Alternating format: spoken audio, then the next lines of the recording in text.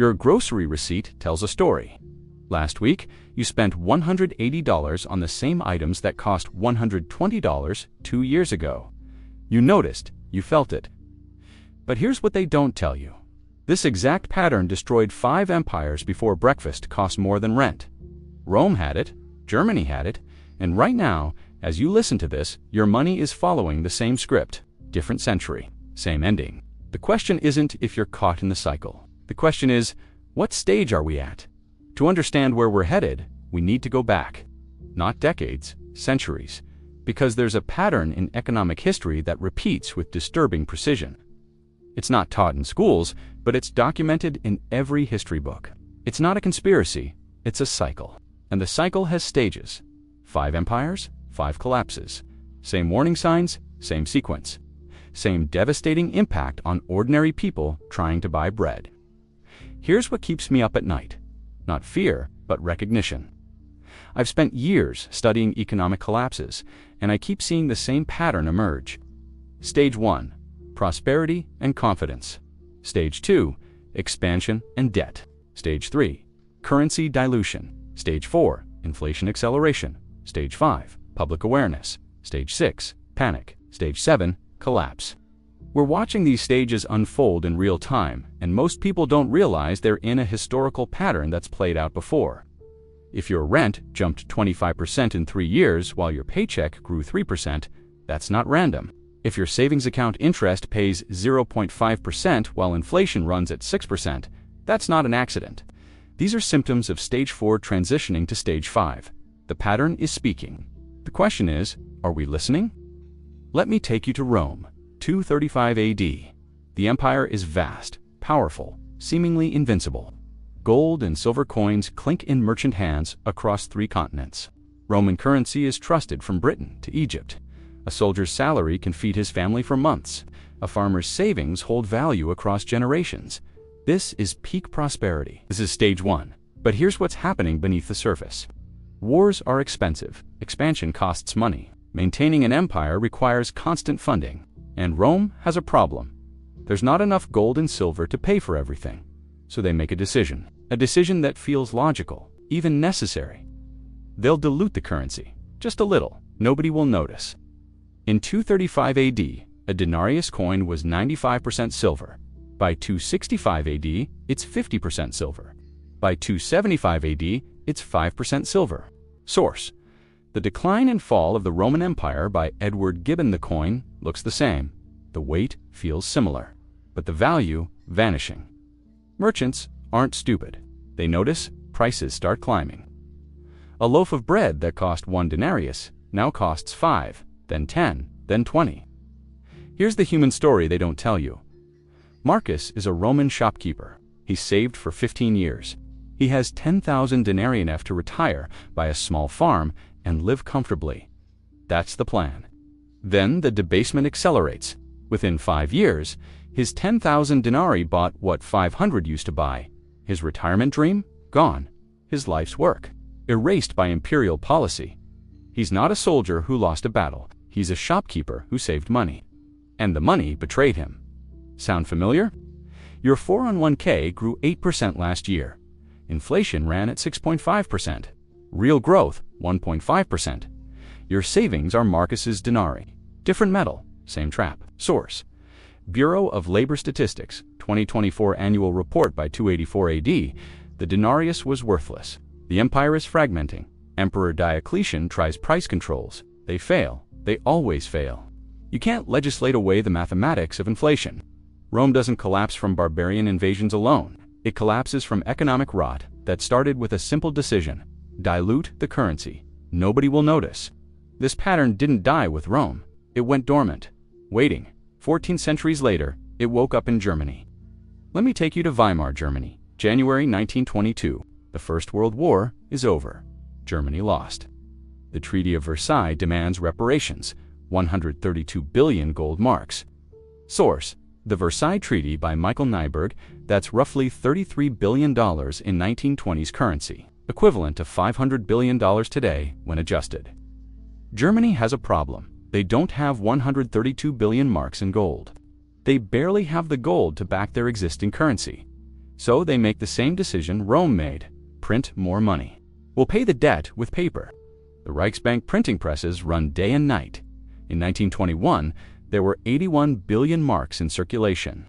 By late 1923, there were 500 quintillion marks in circulation. Source: When Money Dies by Adam Ferguson, that's a 500, followed by 18 zeros. Try to imagine that number. You can't. Nobody can. Here's what that looked like in daily life. In January 1922, a loaf of bread cost 160 marks. Expensive, but manageable. In January 1923, that same loaf cost 250 marks. By September 1923, it cost 1.5 million marks. By November 1923, it cost 200 billion marks. Source: Historical Price Index, German Federal Archives, a loaf of bread. The same bread, 4 billion times more expensive in less than 2 years. Let me tell you about Anna. She's a school teacher in Berlin. She's 52 years old. She's worked for 30 years. She's saved diligently, lived modestly, and planned carefully. Her savings account has 80,000 marks. In 1920, that's 4 years of salary, enough for retirement security. By November 1923, her 80,000 marks bought one loaf of bread. Her life savings, accumulated over 3 decades of work, are gone. Not stolen, not gambled away. Destroyed by inflation. Students carry backpacks full of cash to buy lunch. Workers demand payment twice a day because money loses value by the hour. A German teacher carries a wheelbarrow full of cash to the grocery store. She leaves the wheelbarrow outside while shopping. When she comes out, the money is dumped on the sidewalk. The wheelbarrow was stolen. The money, worthless. The wheelbarrow had value. The currency didn't. You think this is ancient history? Look at your grocery receipt. Eggs were $1.50 per dozen in 2020. Today, they're $6. Source: USDA Agricultural Price Index. October 2024, that's a 300% increase in 4 years. Weimar bread prices doubled every few weeks. Your eggs quadrupled in 4 years. Different speeds, same direction, same pattern. The Weimar collapse set something in motion. A population devastated by economic chaos becomes desperate. Desperate populations make desperate choices. In 1933, a man promising stability and strength rose to power in Germany. The economic collapse of 1923 planted seeds that bloomed into World War II. Currency failure doesn't just destroy savings, it destabilizes civilizations. But the lesson went unlearned. Fast forward to October 29, 1929. Black Tuesday, the American stock market doesn't just fall, it collapses. $14 billion in value evaporates in a single day. Source: New York Stock Exchange Historical Records. That's equivalent to $240 billion today. By 1932, the market had lost 89% of its value. Banks fail. 9,000 banks closed their doors between 1930 and 1933. Source: Federal Reserve Historical Data. Here's what that meant for ordinary Americans. Robert is a factory worker in Detroit. He's 45 years old. He has a wife and 3 children. He's worked at the Ford plant for 15 years. He's saved $5,000. That's real money in 1929, enough to buy a house. Then the bank closes. His $5,000 gone, not lost, not stolen. Trapped in a failed institution, he goes from middle-class stability to standing in bread lines in 6 months. Unemployment hits 25%. Source: U.S. Department of Labor Historical Statistics. 1 in 4 workers jobless. That's 15 million Americans. 15 million Marcus stories. 15 million Anna stories. 15 million people who did everything right and watched the system collapse anyway. Your student loan payment is $503 per month. Source: Federal Student Aid. 2024 median rent is $1,800 per month. Source: Zillow Rent Index, October 2024 healthcare premium, $450 per month. Source: Kaiser Family Foundation 2024, that's $2,753 in fixed costs before groceries, gas, utilities. The median American salary is $58,000. Source: U.S. Census Bureau, 2024 take-home after taxes, roughly $3,800 per month. Fixed costs, $2,753. Remaining, $1,047 for everything else. For an entire month, you're not standing in 1930s breadlines. You're one unexpected medical bill away from the same economic precarity. Different decade, same vulnerability, same pattern. Notice what just happened. Rome debased currency. Inflation followed. Collapse came. Germany printed money. Hyperinflation followed. Desperation came. America over-leveraged debt. Depression followed. Suffering came. See the pattern? Stage 1. Financial stress. Stage 2. Monetary expansion. Stage 3. Inflation. Stage 4. Crisis. The pattern repeats. Every time, without fail. But here's what they didn't see coming. The pattern would repeat again. 50 years later, in a country that thought it had learned the lesson, let me take you to Japan. December 1989. The Nikkei stock index hits 38,915. Source: Tokyo Stock Exchange historical data. Japanese real estate is worth more than all real estate in the United States combined. Tokyo land prices reach $139,000 per square foot. Source: Japanese Ministry of Land in central Tokyo. A single square foot of land costs more than a car. Companies borrow against inflated property values. Banks lend aggressively. Everyone believes prices will climb forever. This is the bubble at peak inflation. Then reality arrives.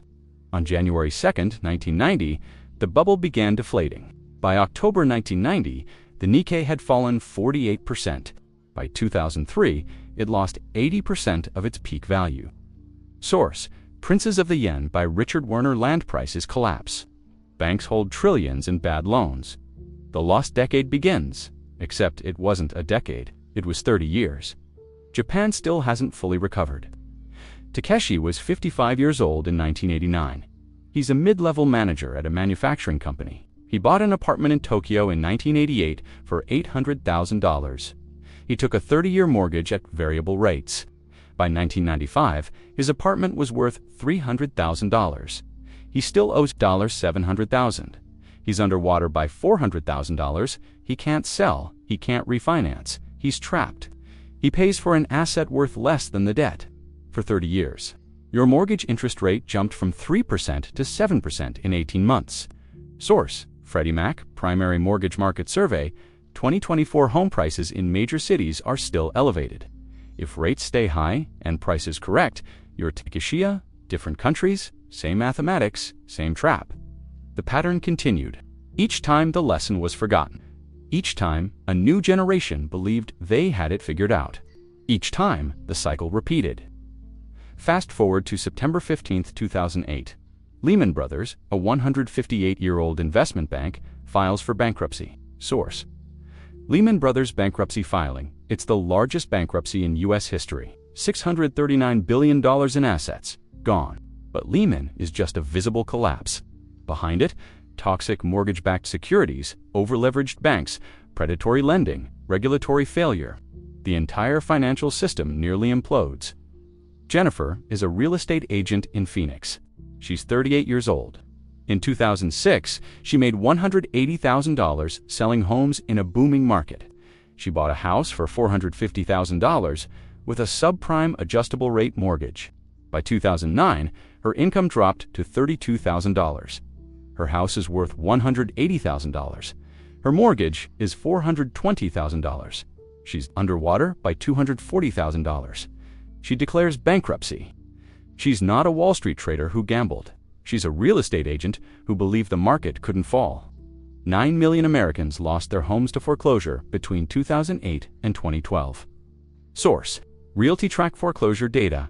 9 million families, 9 million stories. Each one a variation of the same pattern. Trust the system, play by the rules, watch it collapse anyway. Here's what connects Rome to Weimar, to the Great Depression, to Japan to 2008. Debt and debasement. Every empire, every economy, every crisis follows the same sequence. First, prosperity creates confidence.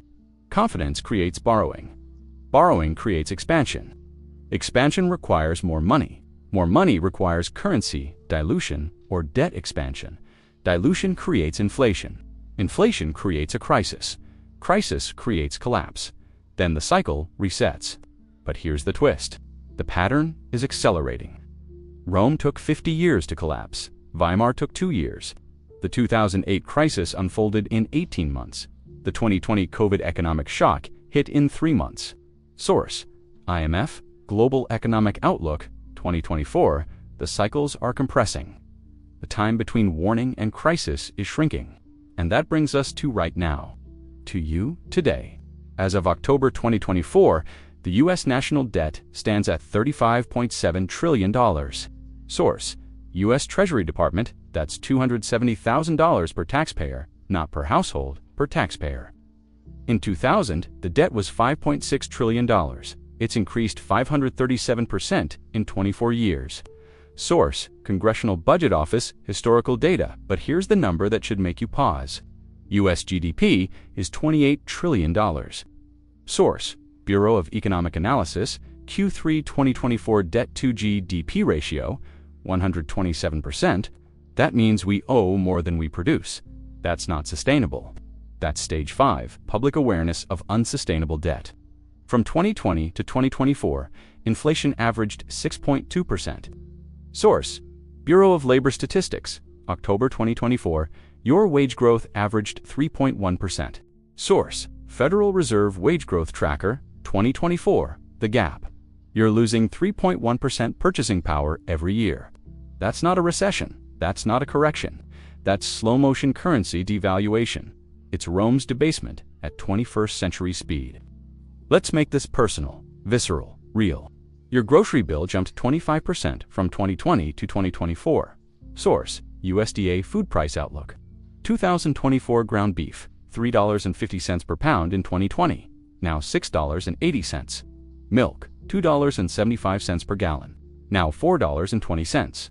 Eggs, $1.50 per dozen, now $6. Bread, $1.20 per loaf, now $2.80.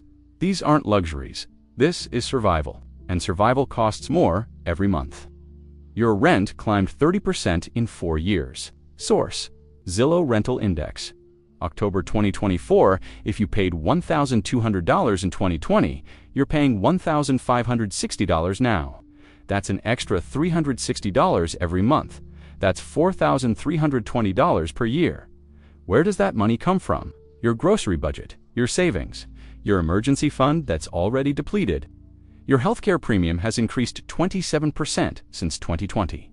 Source: Kaiser Family Foundation. Employer Health Benefits Survey, 2024, your deductible went up, your copies went up, your coverage went down, you're paying more for less.